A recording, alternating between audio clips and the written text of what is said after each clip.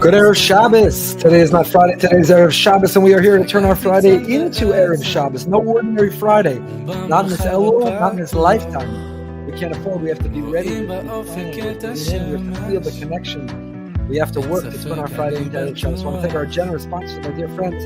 Mendi and Tzipor, official and Tzilch Chayrim Tabas for equipment member of Rabbi Lord Jonathan Sachs, of Yaakov Tzvi Ben David Aryeh. I want to share with you this Erev Shabbos on this Friday. A thought that I had, a machshava, a little bit of a chiddush about Erev Shabbos. We know based on a minhag that we have on Erev Shabbos, there's a minhag to have toah meha. There's a minhag to not wait until Shabbos to eat and taste and enjoy the delicious Shabbos food. So much work goes into planning a menu, shopping and cooking and preparing and serving, but we don't wait till Shabbos. Toah meha chaim zachu. Based on the pasuk in Tehillim, toah meha chaim zachu, those who taste from it will merit life. And we've studied in the past, in one of the early Turn Friday into Erev Shabbos, a couple hundred episodes ago, we studied about toah meha, that you are able to enjoy the light, the energy, the taste, physical and spiritual of Shabbos on Erev Shabbos. And we go into Shabbos already having imbibed and swallowed and tasted and enjoyed the food of Shabbos on Erev Shabbos. But I thought to myself, maybe there's another reason. You know, there is a phenomenon that's called being hangry. Being hangry is when you're hungry, when a person is malnourished, when a person has an appetite that hasn't been satisfied, when a person is hungry, they can get angry. There's a physiological phenomenon that when you're hungry, you're moody, you're on edge, you're angry. They describe somebody who hasn't eaten is hangry. Sometimes later in the day, you feel you're on edge, you're stressed out, your head is hurting. Why am I feeling this way? And you realize, oh, I never had lunch. I never had time. I never ate today. Maybe toah meha chaim zachu, the idea of eating toah meha is that we make sure not to enter Shabbos while we're hangry. We make sure that eat a little something, enjoy a little something, go into Shabbos so that when you come home from shul, you're not screaming, get to the Shabbos table, what's taking so long? Why haven't we started? Why aren't you serving? We're not hangry and we're compromising our shalom bayis, destroying the Shabbos atmosphere. Toah meha chaim zachu.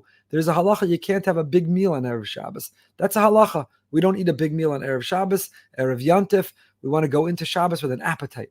If you had a huge meal for lunch on Friday, you came to the table Friday night, Shabbos queen, not so interested, not so hungry. The person who prepared the food, it's disrespectful. So you're not allowed to have a large meal, a big suda, as of the middle of the day on Friday.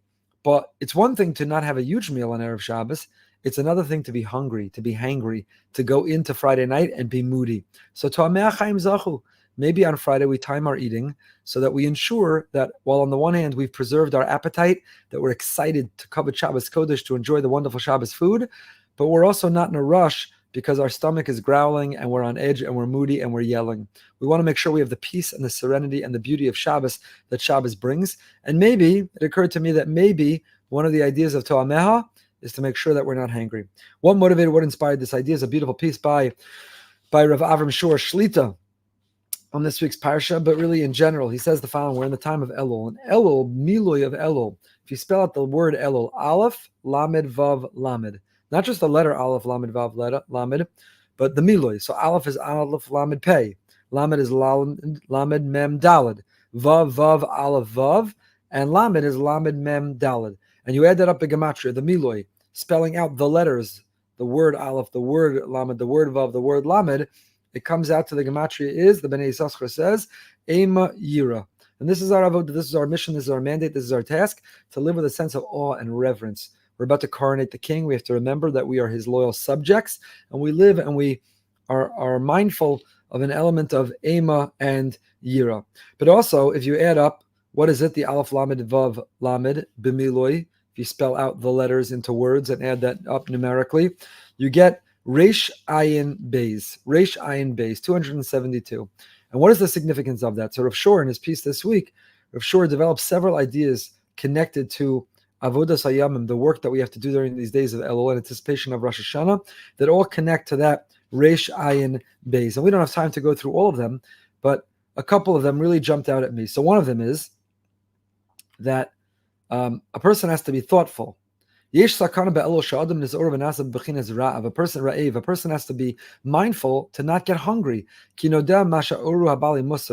Bali Musar, those who have inspired us and motivated us, taught us When a person is hungry, a person could eat unhealthy. A person could eat bad quantities. A person could eat forbidden foods. A person could eat without making a bracha. Don't go shopping while you're hungry. Don't have bigger eyes. Don't have bigger eyes than your stomach. When a person's ra'ev, when you're hungry, it can cloud your judgment. You can make poor decisions. You can make self-destructive decisions. You can eat things that are unhealthy, physically and spiritually. Baruchni says, Rav Shor, the same is true when it comes to ruchni. So Adam kasher margish ki ra'ev etzamil dvar Hashem. If a person feels hollow and empty, and they're hungry and thirsty, and they're dehydrated and malnourished spiritually, they could get confused. You think you could satisfy that hunger and thirst with counterfeit spiritual experiences. We are particularly vulnerable, both physically and spiritually, when we are malnourished, when we are dehydrated, when we are hungry. The one thing that can satisfy that hunger and that thirst spiritually is Torah and Tefillah, mitzvos, hakol kol Yaakov. What do you think kol is times 2?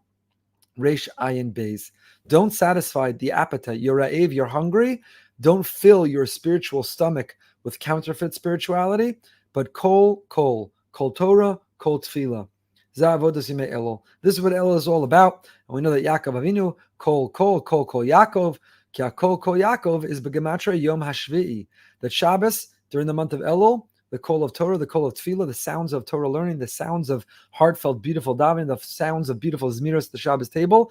Kol Yaakov is begematria, the 7th day Yom Hashvi'i, which is Shabbos. Shabbos is the special, auspicious time to produce the 2 kols, the holy sounds, the holy voices, the kol Torah and the kol Tefillah. And then Rav Shur goes on and he says, another notion, another idea of Reish Ayin Beis is Arev, Kol Yisrael Arev Mizelazeh. The Elul does not stand for, the Rosh Hashanah of Elul, there's so many, Elul is an acronym for so many things, but it's not an acronym for Ani la'atzmi v'lo la'acherim. I am for myself and not for others. God forbid, that's not what Elul is about. It's exactly about the opposite. It's about Ish l're'eu matanos lavyonim, caring about other people. So in Arev, Ayin Reish Beis, and Arev is a guarantor. We are all guarantors one for the other, and we're all here to sweeten each other's lives. Arev, Ayin Reish Beis also means to sweeten. Reish Ayin Beis also is Erev, as in Erev Shabbos. Zman lachin the Shabbos chodesh hashishi, meichin lechodesh hashvi'i. The 6th month prepares us for the 7th month. Kol yom Elul tzarich lios bechinas Erev Shabbos. Every day of Elul, person has to feel like it's Erev Shabbos. On Erev Shabbos, you're running. You know you're on the clock. You know it's ticking. You know it's going to run out. You know there's a deadline. So you have to prepare, because we know that if you don't cook and prepare on Erev Shabbos, you have nothing to eat on Shabbos. And therefore, that deadline motivates us to move with alacrity and zeal and enthusiasm. Every day of Elul, we're on the clock. There's a deadline. It's called Rosh Hashanah. So every day of Elul, also, again, Elul, B'miloi, is Reish Ayin Beis, because it's like Erev Shabbos. Every day is like Erev Shabbos. Every day we're filling to its fullest and making it its most meaningful. So this notion of the Reish Ayin Beis of Ra'ev, of hungry, led me to that thinking we should be Kol Yisrael Arev Mizelazeh. Let's enter an Elul. Shabbos is a time to sit, to be Shabbos Achem Gam Yachad, to spend time, to be connected, to feel community, to feel and express and be loyal to unity and to community. It's a time of Reish Ayin Beis, to be mindful and cognizant of what we eat physically and spiritually, to not be satisfied with the wrong thing, with counterfeit, but only that which is real. And it's a time to make sure that Erev Shabbos, that as we're turning our Friday into Erev Shabbos, to turn every day of Elul into Erev Shabbos. And one of the ways to turn Friday into Erev Shabbos is to pace your eating. To Ameh Chaim Zachu. Don't enter Shabbos while you're hangry. You should have a peaceful Shabbos. It should be a Shabbos that's filled with love. Shabbos that's filled with holiness, with learning, with davening, and it should be a Shabbos that brings bracha, tzlacha for the Jewish people, bring the hostages home, protect our soldiers, and may we hear the Soros Tovos, Yeshuos, and the Chamas.